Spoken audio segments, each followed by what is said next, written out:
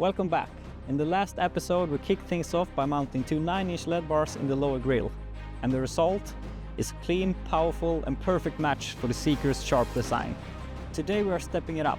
We're adding 4 7-inch driving lights to level up in both performance and presence. Let's keep building.